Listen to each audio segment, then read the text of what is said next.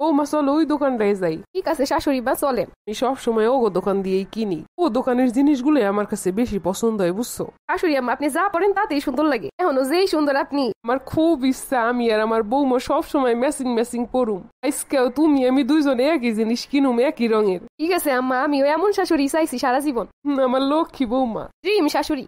মনের মতো বৌমাটাও পাইছি একদম আমার মতো। আম্মা আপনি একদম আমার মনের মতো। ওইটা দেখান তো দেখি, তুমি দেখো তোমার কোন কালারটা বেশি পছন্দ। আপনি যেটা দেখেছেন ওইটাই সুন্দর লাগতেছে। তাই তাইলে ওই কালারে ওই দুইটাই দেন আপনাদের দুজনের জন্য।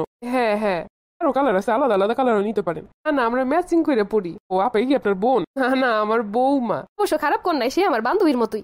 দেখলি তো বোঝা যাচ্ছে। হ্যাঁ নিন নিন, আপনাদের ভালোই লাগবো। বলো বৌমা ওই দোকানের ফুচকাটা অনেক মজা। বলেন আম্মা, আমারও ফুচকা অনেক পছন্দ। ও তো যে একা একা ফুচকা খাইছি আর চিন্তা করছি কবে আমার একটা বৌমা হইব। আম্মা আমিও চিন্তা করছি আল্লাহ বিয়ের পরে কি না কি জানো হয়। মা এখন দেখি ড্রিম শাশুড়ি, কপাল কপাল এমন ড্রিম শাশুড়ি পাওয়ান কপাল। বৌমা একটা মজার কথা শুনবা? বলেন বলেন আম্মা। আমার মার্কেটে নতুন নতুন জিনিস ঘুরে ঘুরে দেখতে খুব ভালো লাগে। একা একা ঘুরতে আবার বোরিং লাগতো। ভাবতাম আমার বৌমা আইব, তখন দুইজন মিলে ঘুরমার যেটা যেটা পছন্দ হইব ওইটা ওইটা কিনুম। আমার শ্বশুর আমার যা যা হাত খরচা দিছে এই জীবনে সব আমি জমায়ে রাখছি। এগুলা দিয়েই কিন্তু আমার ওই ছোট বিজনেসটা করছি। এই যা দিয়ে পুঁজি করতে করতে মোটামুটি এখন ভালো টাকা আছে। এগুলা শুধুমাত্র করছি আমার পোলার বউরে নিয়ে আমি ঘুরমু ফিরমু কামু দামু।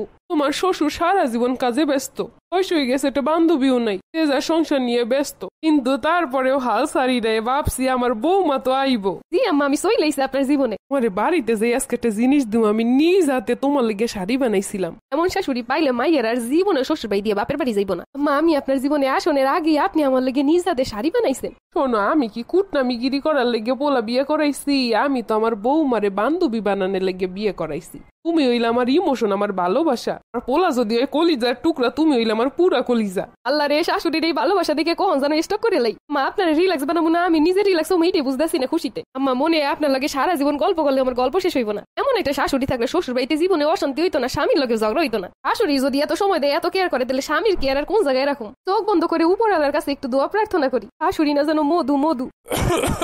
বৌমা পানি দাও তো। আমি কোথায়? কি এতক্ষণেও ঝাড়ু দেওয়া হয় নাই? 11টা বাজে, রান্না বসাবো কখন? রান্দা বসামো, এখনই বসামো। আরে ডিডিম শাশুড়ি কই চইলা গেল? কি চাইলাম সারা জীবন আর কি পাইলাম? তরকারি তো লবণ একটু কম দিও, প্রেশারে বকতেছি, লবণ খাইতে খাইতে আরো শেষ হয়ে যাবো। বাপরে বাপ, কি পরিমাণ যে লবণ দিতে পারে তরকারিতে, আর তেল দিতে পারে। এত তেল খাইনি মানছে। এদিকে দেখি বইয়ের কষ্টও বাড়ছে, আডু ব্যথা কি যে ওইব, আর কয়টা দিন যে থাকবো দুনিয়া একটু ভালোভাবে, হে উপায়ও নাই। হইছে আম্মা বুঝছি, আমি বই আছি তো হইতে আপনার অনেক সমস্যা হইতেছে। আমি যাইতাছি, এখনই যাইতাছি, গিয়ে সব কাজ করতেছি, আপনি যে ঘুমান। এত কইয়ে কইয়া পারন যায়নি সংসারে কাম করাইতে। আমরা সকালে অনেক লগে লগে অর্ধেক কাম করে শেষ করে লাইছি। ঘর ঝাড়ু দিতেই দিতেই বাজে 11টা। মাঝে মাঝে মন চাই শাশুড়ির বয়সটা একটু কমাই আনতে পারতাম কোনো জায়গা দিয়া। কোনোরকম কথা অ্যাডজাস্টই করতে পারি না, খালি খোঁচা মারা কথা কয়, বুড়ো হয়ে গেছে কি আর করুম। তুই জান একটা শাশুড়ি থাকতো মনের কথা বুঝতো, হ্যাঁ না? তার জীবন দিয়ে ডিরিম শাশুড়ি চলে গেল।